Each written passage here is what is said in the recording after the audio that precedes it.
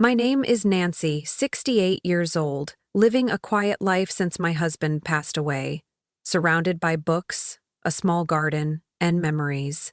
But that morning, when I opened my eyes at a deserted rest stop along a mountain highway in Utah, sunlight glaring into my face, the car gone, no cell signal, luggage, medication, everything vanished. I realized my son and daughter-in-law had left me there. No goodbye, just a small cardboard box and an old photo with a handwritten note.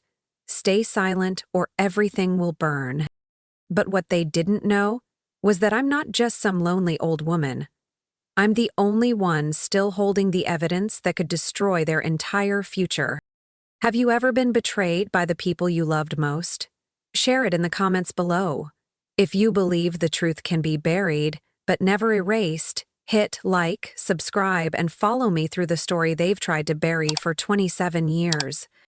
10 months ago, I was watering my herb pots out on the porch when the phone rang. It was Eric, my son. I didn't get to answer before the call went to voicemail, but just a few seconds later it rang again. I picked up and Eric's voice came through, trembling and choked. "Mom, are you free? I need to talk. It's not easy to say." I froze. It had been so long since Eric spoke to me like that, like the boy who used to be afraid of the dark, who cried at night when he heard thunder. But now, the voice of this 46-year-old man was shaking, like it was about to break. "What's wrong, sweetheart?" I asked, stepping back inside and putting the kettle on the stove like it would steady my suddenly trembling hands. "Mom. Melissa was diagnosed with systemic lupus. The doctor says she has to stop working indefinitely. We're trying to keep it together, but Katie's school fees, the mortgage, medical bills, everything's hitting us at once." Clenched my sleeve. Lupus, a chronic, dangerous, costly illness. Melissa had always been the capable one, keeping everything tidy and under control. I couldn't picture my vibrant daughter-in-law now bedridden. Eric continued, voice thick. "I hate having to ask you this, but you're the only one we have left." I sat down, phone still pressed to my ear, heart twisting. My son, his family, the granddaughter I'd barely got to see because we lived far apart. Their faces flashed through my mind clearer than ever. "How much do you need?" I asked. "If possible, could you lend us $100,000? We'll pay it back, even if it takes a few years." I was silent for a moment, then exhaled. "I'll figure something out. But you need to understand, I don't have any income anymore. I live off your father's life insurance. If I do this, it'll be my only safety net gone." Eric was quiet for a long time. "I understand. I know it's a huge sacrifice. I promise you won't regret it." I nodded, though he couldn't see. "Then I'll help, but on one condition." "Anything." "We draw up a clear loan contract. It's not because I don't trust you. It's because I've learned to be careful since your father passed." I heard his breath release, relieved. "Of course. If that makes you feel better, I agree." I called my private attorney, Jonathan Lee, an old friend who used to work with my husband. I asked him to draft a loan agreement, $100,000, to be repaid over 36 months, 0 interest, but with special protection clauses in case of fraud or willful breach of contract. And most importantly, I had him add a thermal ink clause, visible only under special light, that would allow me to press criminal charges if the initial information provided turned out to be false. I didn't do it because I doubted my son. I did it because I had once lost everything from blind trust. Charles, my husband, was a dreamer. He had invested in a sustainable farming project without telling me, took out bank loans in my name without my knowledge, and left behind a pile of unpaid bills when he died. It took me nearly 3 years to clear that debt and remove my name from the bad credit list. I wasn't going to repeat that mistake, not ever again.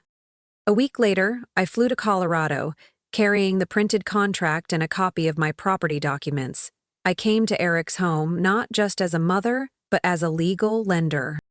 When Melissa opened the door, she looked thinner, hair tied back, face pale, but her eyes were still sharp, quick, calculating.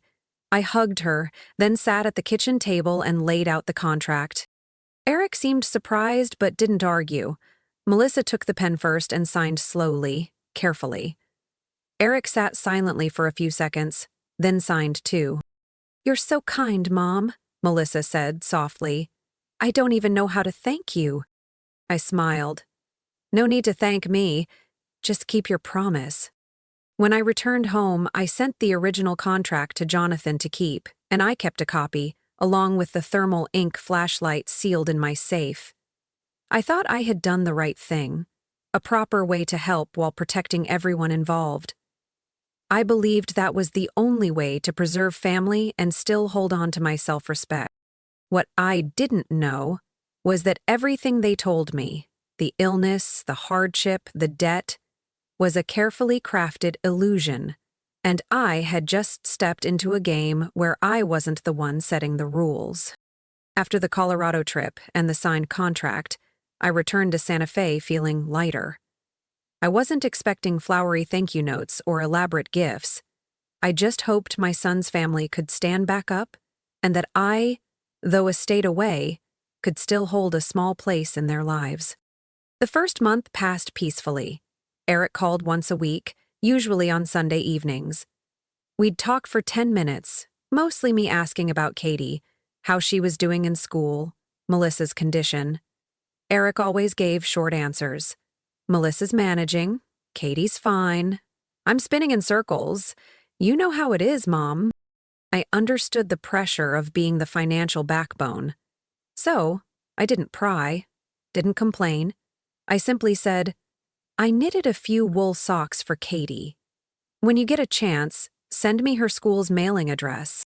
Eric mumbled something, then changed the topic. In the second month, the weekly calls became bi-weekly. The excuses varied. "I'm in a meeting. Katie's sick. Everything's hectic. Melissa had another checkup. Don't worry, just routine." Of course I worried, but I reminded myself, young family, busy life. I shouldn't demand too much. They needed space to recover, to breathe, and I should be patient. I mailed small care packages, almond cookies Katie loved, a shawl I crocheted for Melissa. No one called back to acknowledge them. I started calling. At first, someone picked up, usually Eric, sounding drained. "Now's not a good time, Mom." Then came the times when no one picked up, just the ringtone, then voicemail. One evening in early April, I decided to FaceTime Katie.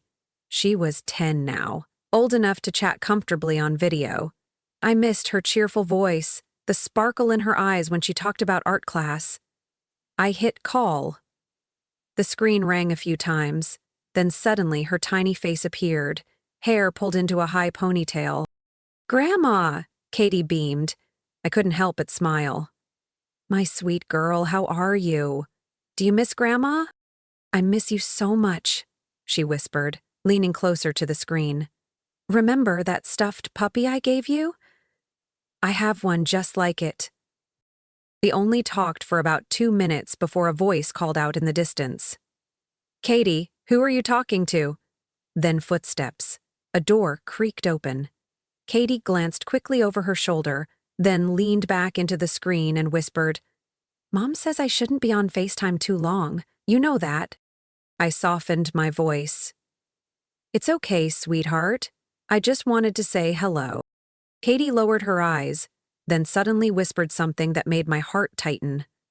"Mom says, you always make things too much, so I shouldn't let you affect me anymore." I froze. Those words were too heavy for a child's mouth. That wasn't Katie's voice. That was a script. Something repeated, something taught. I swallowed hard. "Have I ever made you feel scared?" Katie shook her head. "No, but Mom says you make people feel tired." I wanted to ask more, but Melissa's voice rang out sharply, Katie, shut that off right now. You've got homework. Then the screen went black. I sat there for a long time, staring at the blank phone, the warm yellow light from the kitchen reflecting off my stunned face.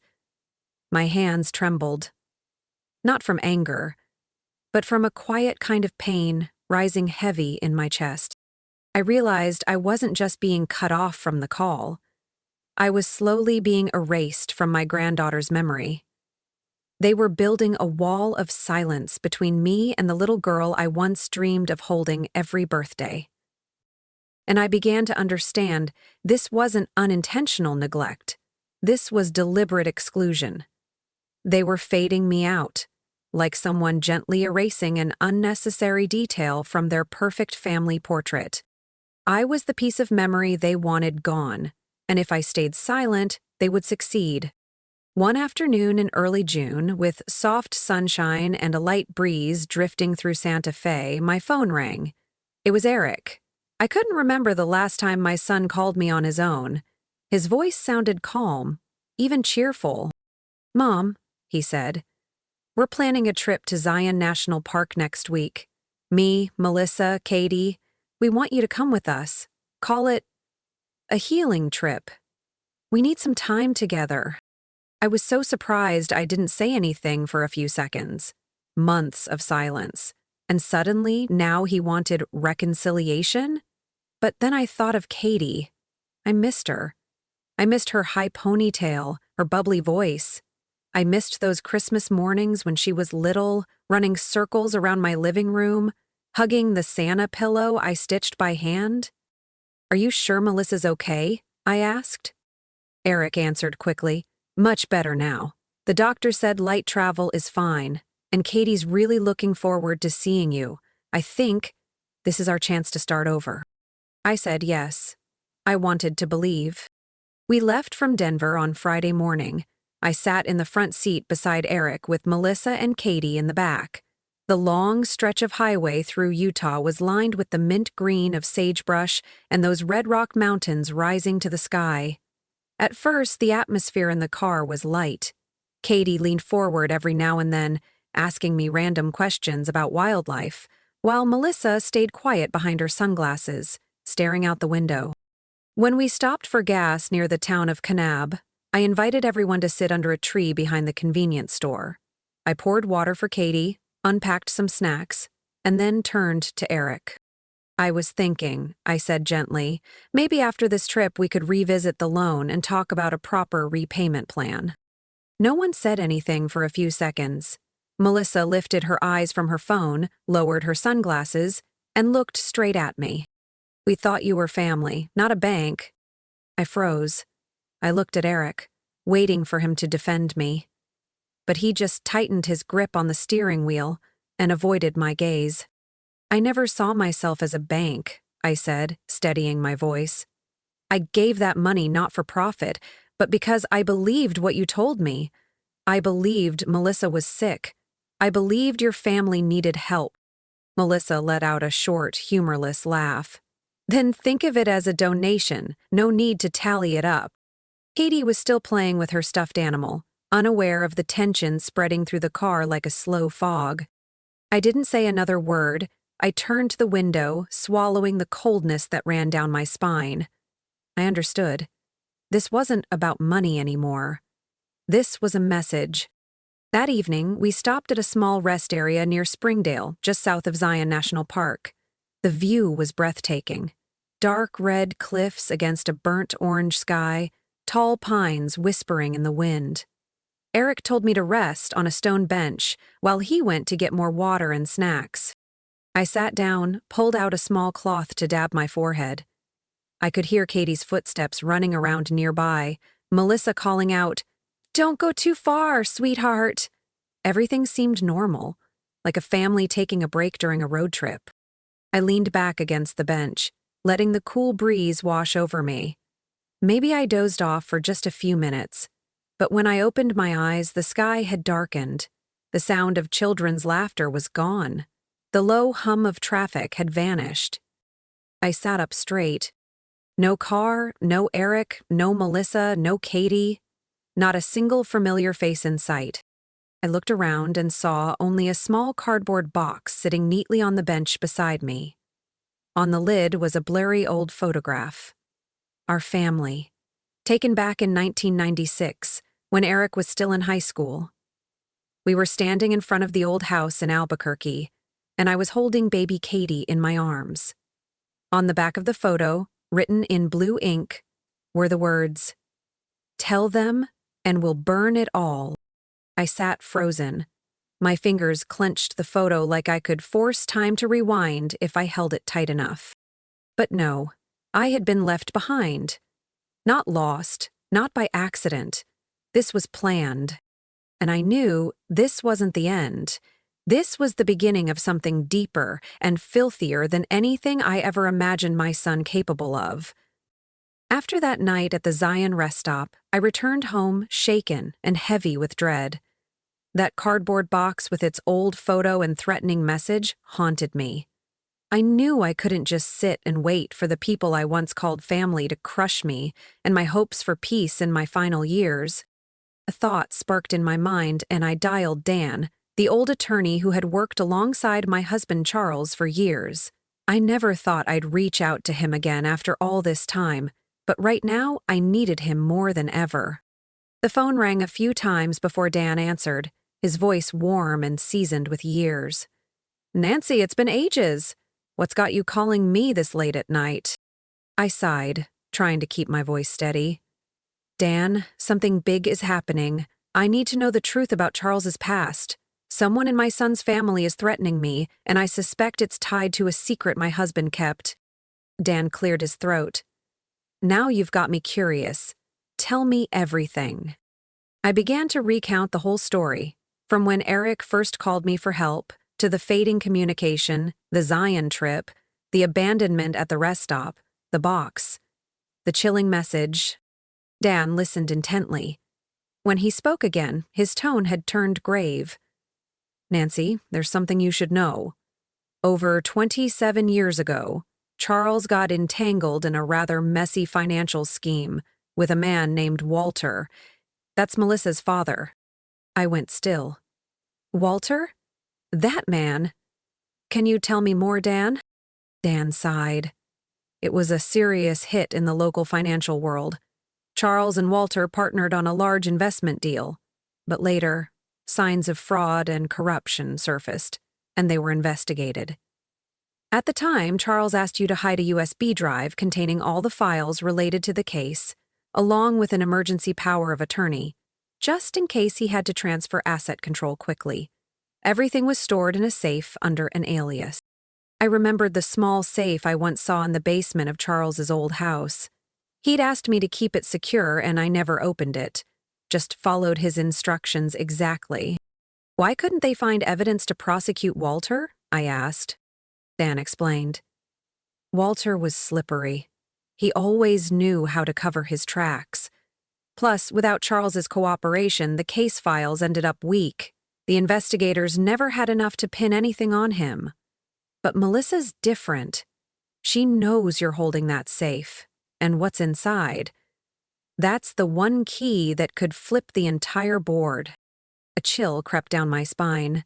"So what are they trying to do?" Dan replied. "They want to erase you, wipe out all the evidence, and you with it.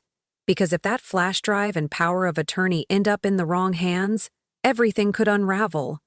They'd lose everything, freedom, money, all of it." I sat in silence, imagining the scheme my own family was weaving to cut me out of their lives completely. "So what do I do, Dan?" I asked. Dan said, "First, protect yourself, and whatever evidence you've got, I'll connect you with an attorney who specializes in elder protection and estate law. Next, you need to dig into Eric's current financial situation, especially anything suspicious about the house you mortgaged. If they were deceptive, that'll be critical proof for a legal case." I gripped the phone, filled with a new kind of resolve. "Thank you, Dan. I'm not letting this slide without a fight." The call ended, but my mind kept spinning. 10 years had passed. I thought I'd buried the past with Charles and focused only on the peace I'd built since. But no, This was just beginning. I knew I had to stay alert and stronger than ever, because if I didn't, I'd be swept away by the storm my family had unleashed, losing myself and whatever was left of a life worth living. 3 days after the call with Dan, I drove to a small bank branch in the town of Edgewood. There, under the alias Margaret Elston, I had rented a safe deposit box back in 1997, just as Charles had instructed. On the drive, my heart pulsed between fear and determination. I didn't know exactly what I'd find inside, but I had a feeling it was the turning point. The safe deposit room was in the basement, quiet, save for the clicking of the manager's keyboard. I handed over my ID, signed the log, and held the small silver key as I walked inside. Box number 37 sat in the far corner. I slid the key in and turned it gently. A cold click echoed. Inside was a small black metal box, about the size of a cookie tin, sealed with a faded red ribbon. My hand shook as I untied the ribbon and opened the lid. Inside were an old USB drive, a yellowing stack of papers, and a mini audio tape wrapped in a piece of silk cloth. I sat at the desk, powered up my laptop, and plugged in the USB. The screen lit up with dozens of files, scanned investment contracts, internal memos, cash flow spreadsheets, and most notably, letters between Charles and Walter. In several, Charles warned Walter not to let Melissa near these files unless you want to drag the whole family to the grave. I played the mini-tape next. After a few seconds of static, Charles's voice came through, clear and deliberate. Walter would never dare betray me if Nancy's alive. She's not a lawyer, but she understands the law, and if it all ends up in her hands, not even the FBI could put out that fire. I sat still. Those words weren't just instructions, they were protection, pure trust. That afternoon, I contacted Emily Monroe, an investigative journalist who'd exposed a major banking scandal in Arizona. I had followed her work for years and knew she wasn't afraid to take on powerful players, if the proof was solid. "You're saying you have actual documents?" Emily asked over the phone. "I don't just have documents. I have audio, I have a power of attorney. I have enough to blow up a dynasty if you're ready to work with me," I replied. There was a pause, then she said, "Meet me tomorrow morning. My office in Santa Fe. Bring hard copies. Do not send anything online." I agreed. That night, I sat at my desk printing everything, filing each set into 3 separate envelopes labeled Emily, backup attorney, and to be filed with court if needed. I couldn't take any chances. The next morning, I visited the law office Dan had referred me to, a 3-story mahogany-paneled building in the heart of the city. I met with a young attorney named Rachel Lawton. She specialized in elder estate protection and was someone Dan fully trusted. "Ms. Nancy, this is a formal legal warning under New Mexico law," Rachel said, handing me a printed letter. "We'll send Eric a copy, demanding full repayment of the original loan plus 8% interest within 21 days of receipt. If he fails, we'll initiate proceedings to seize the house he's living in as collateral." I signed the letter, feeling my broken heart tighten, not out of regret, but because it was time to stand tall. Rachel added, "Also, I advise you to keep everything quiet. If they sense a threat, they may retaliate." I nodded, leaving the office with my briefcase clutched tightly, evidence tucked inside. I knew I was entering a war no one expects at this age, but I had no other choice. When you've been backed into a corner, you either collapse or push back hard enough to break the wall. I chose the second, not for money, but for dignity, for the memory of the man I once loved, and for the woman they thought they could erase with nothing more than a family road trip. 1 week after I sent Eric the legal warning, 2 police officers showed up at my door just before sunset. The soft autumn light poured through my window, casting long shadows across the brick path. I set my tea down and answered the door. "Officer Johnson, Community Welfare Unit, this is my partner, Officer Ray," said the tall man. "We received a report from your son, Mr. Eric Monroe, claiming you may be experiencing delusions and displaying behavior that's dangerous to your family. I looked at them calmly. Please, come in. I offered them seats, served water, and handed over a file I'd prepared days earlier. I wasn't surprised. When I decided to fight back, I had predicted every possible move, including Eric and Melissa trying to paint me as mentally unstable. I assumed they didn't mention I underwent a formal psychological evaluation 5 days ago at Longview Medical Center. Here's a signed certificate from Dr. Karen Whitmore, a geriatric specialist, confirming I'm fully competent, with no signs of paranoia, no threatening behavior, and no mental distress. I placed the original in front of them. Officer Ray flipped through the pages, reading intently. Officer Johnson glanced at me, his tone softening. Ms. Nancy, this documentation is thorough. We'll file this and close the case, unless anything new arises. But I'll advise you, family conflict sometimes pushes people to dark places. I know, I replied quietly. But I also know I raised that child with everything I had. Now, I'm just doing what's right. They nodded, then left without another word. I stood by the door watching their silhouettes fade into the evening. I didn't feel anger, only a hollow ache, like I had just watched another wound quietly walk out of my life. That night, Emily called. Her voice was lit with excitement. Ms. Nancy, the first part of the investigation goes live tomorrow morning. Front page. We're calling it The Puppeteer in the Shadows.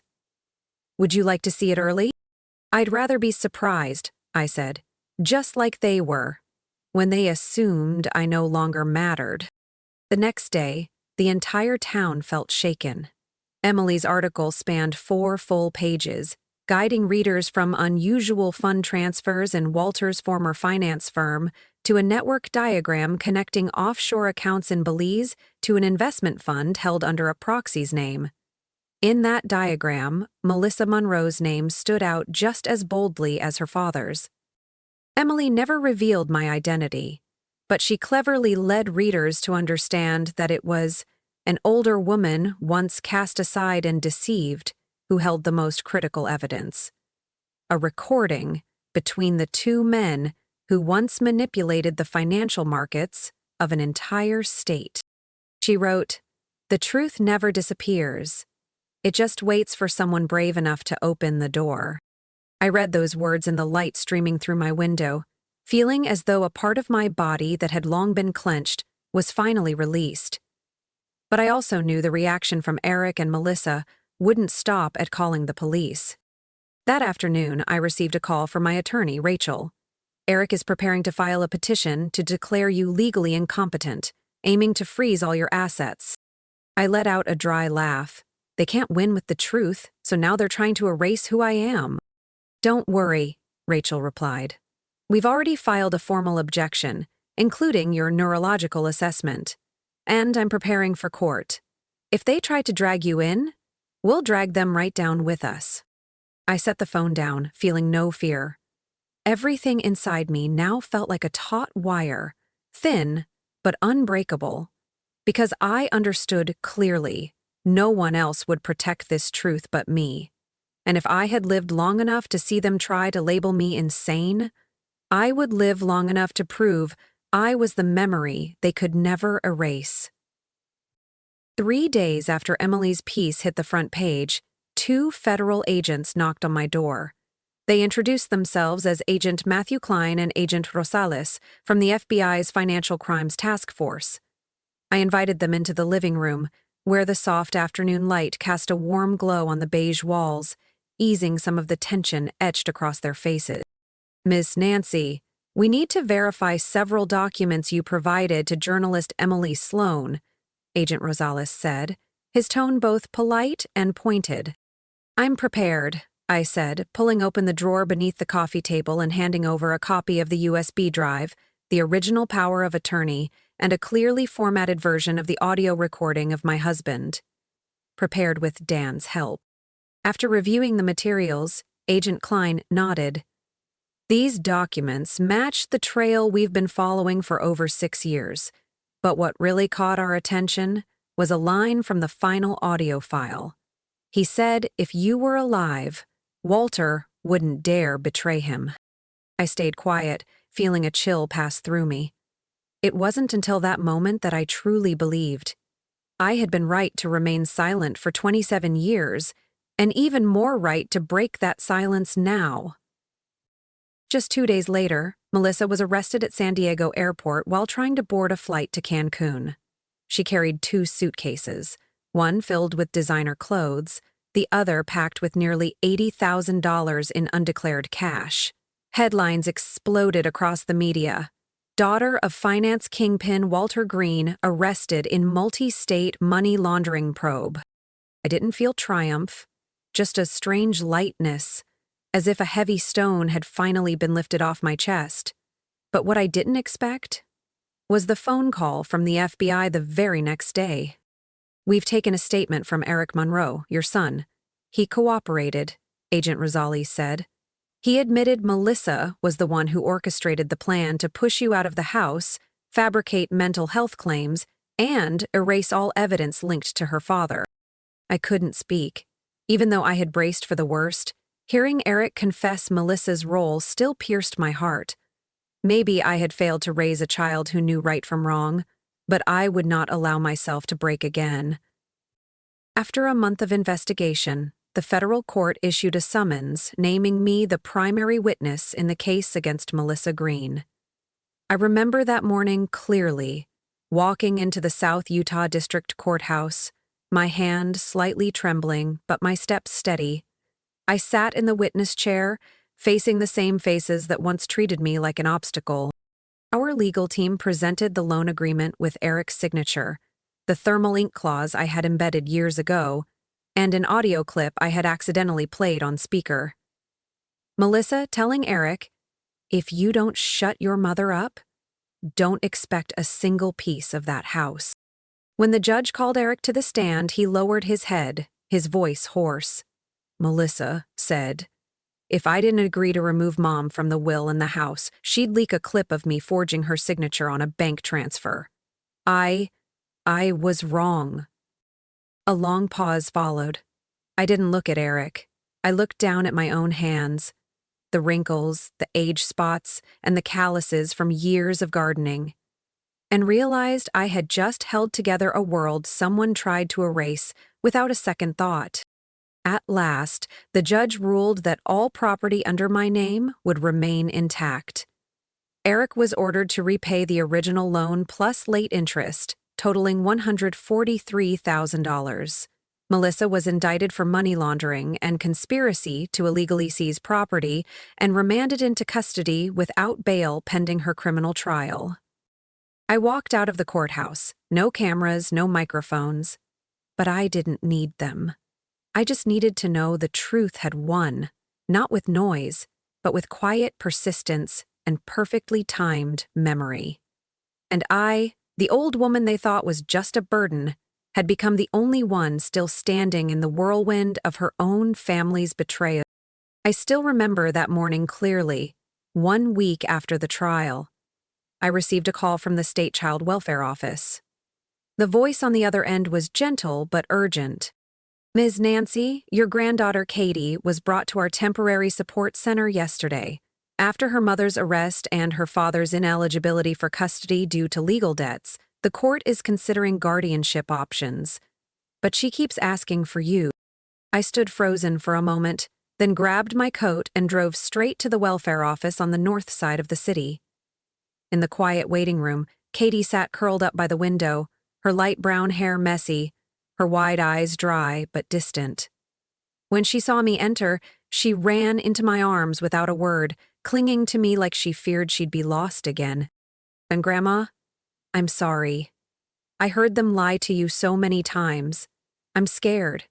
I don't want to go back there," she whispered, her voice trembling.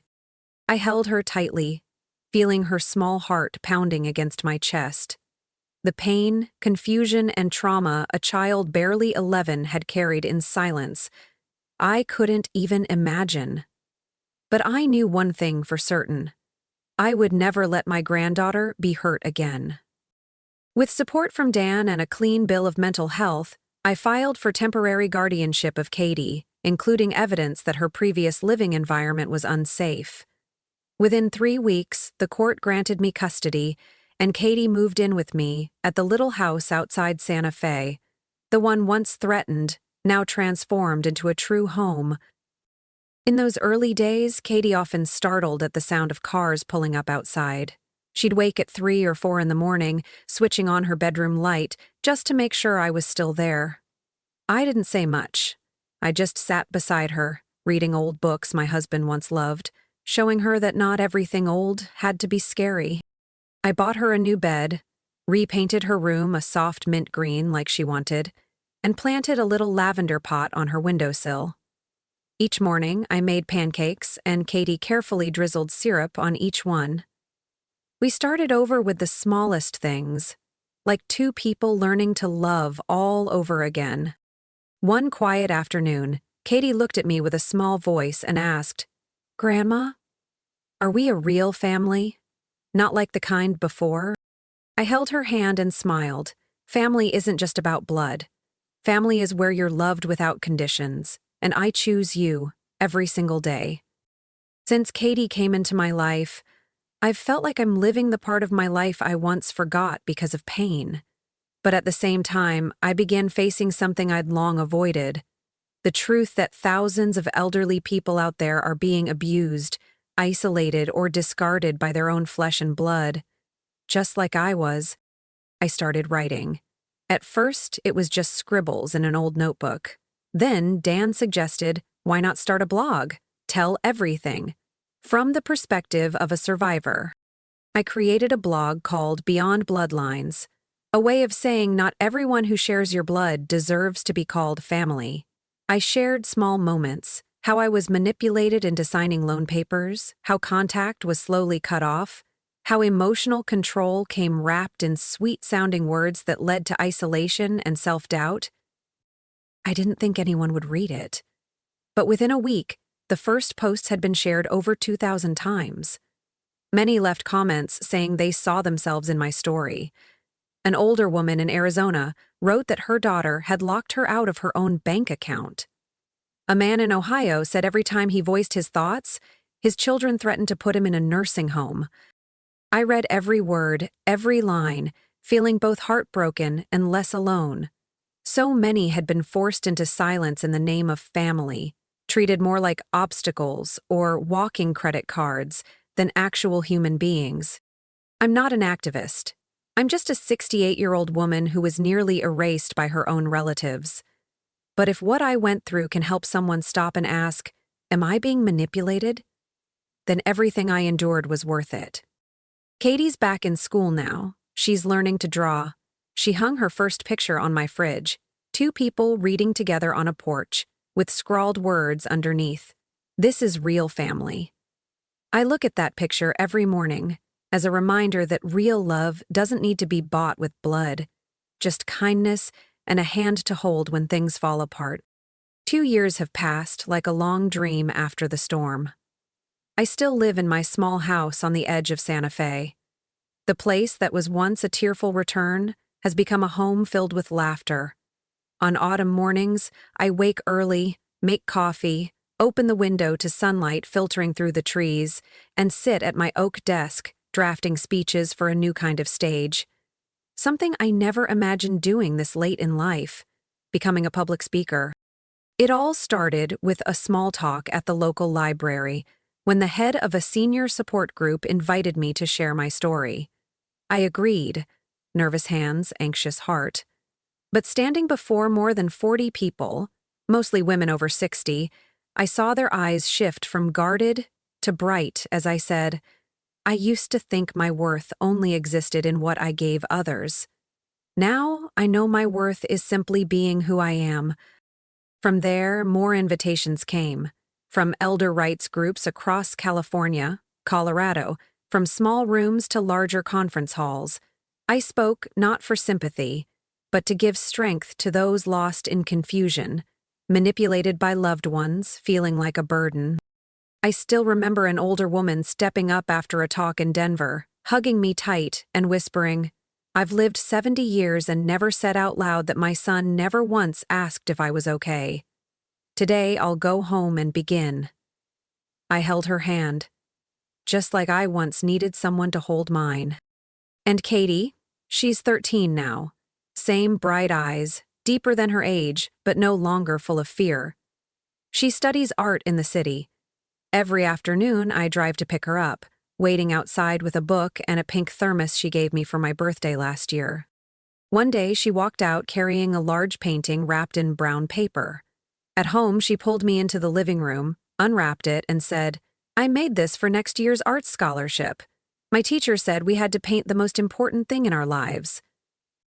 The painting showed two women, one older, one young, sitting together under a warm light in a cozy kitchen. The grandma's face looked exactly like mine, each wrinkle, each strand of gray hair. The little girl beside her was drawing with a pencil, eyes focused. At the corner of the canvas were handwritten words. "Grandma?" The one who held me when everything else let go. I couldn't hold back the tears, not because she painted me beautifully, but because I realized I was the one who helped Katie stay whole through the storm of people who should have protected her. That night, after Katie went to bed, I stood in front of the bathroom mirror. My hair's mostly gray now, eyes a little tired, and my body slower than before, but I looked at myself for a long time. No longer the woman who broke down at that mountain rest stop. No longer the trembling mother holding a photo with a threat scribbled behind it. I was Nancy, a woman who chose to stand up. Not for revenge, but to hold on to the one thing that mattered: dignity. I smiled softly. Not because I won a case, not because I got the money or the house back, but because I got to choose my family. Not by blood, but by heartbeat. I don't need anyone to call me Mom. I don't need anyone to remind me I'm worthy. I've lived through enough to know that myself. Outside the window, snow had begun to fall. I pulled out an old blanket, wrapped it gently around Katie's shoulders as she slept, and dimmed the lights. In that soft evening glow, I heard her whisper in her sleep, "I'm safe now, right, Grandma?" I just nodded. "Yes, sweetheart. Now we're safe." What would you do if your own flesh and blood were the ones who pushed you into the dark? Would you stay silent to keep the peace, or speak up to protect your truth? My story might be just one of thousands happening quietly every day, where older people are pushed to the margins, dismissed, told to forgive because they're family. But sometimes, family isn't who gave you life. It's who stays when everything else falls apart. If you've ever gone through something similar, or have thoughts after hearing this story, share them with me in the comments. I'll read every word, because sometimes your voice might be the light someone else is waiting for in the dark. And if you'd like to keep listening to honest stories about family, loss, trust, and the power to choose again, subscribe to this channel. Because sometimes one story might not change the world, but it could change a life.